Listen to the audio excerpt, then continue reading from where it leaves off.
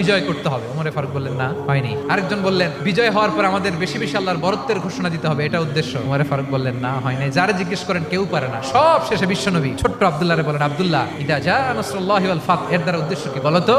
ছোট্ট আব্দুল্লাহ বলেন, হুয়া আজালু রাসূলিল্লাহ, এই আয়াত দ্বারা বিশ্বনবীর বিদায়কে উদ্দেশ্য নেওয়া হয়েছে। ওমরে ফারুক বলেন, হাযা হুয়া, এটাই তো সঠিক উত্তর, এটাই সঠিক তাফসীরে আয়াতের। কারণ ইদা জা নাসরুল্লাহি ওয়াল ফাত, যখন আল্লাহর সাহায্য আর বিজয় আসবে, ওয়া রাআইতান নাসা ইয়াদখুলুনা ফি দীনিল্লাহি আফওয়াজা, আপনি দেখবেন দলে দলে ঢলে ঢলে বানের পানির মতো মানুষ ইসলামের দিকে ঢুকতেছে।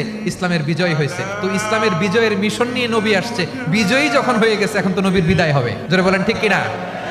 কোন সাহাবী এই সূক্ষ্ম কথাটা ধরতে পারে নাই, ওই আব্দুল্লাহ ছাড়া। এরপর থেকে কোন ক্যাবিনেট মিটিং এ আর কোন সাহাবারা কোনো প্রশ্ন করে নাই। আওয়াজ করে পড়েন সুবহানাল্লাহ। বিশ্বনবী আব্দুল্লাহ ইবনে আব্বাসকে দ্য এডুকেটর অফ দ্য উম্মাহ, উম্মার শিক্ষাবিদ হিসেবে গ্রহণ করেছেন। আওয়াজ করে পড়তে হবে আল্লাহু আকবার।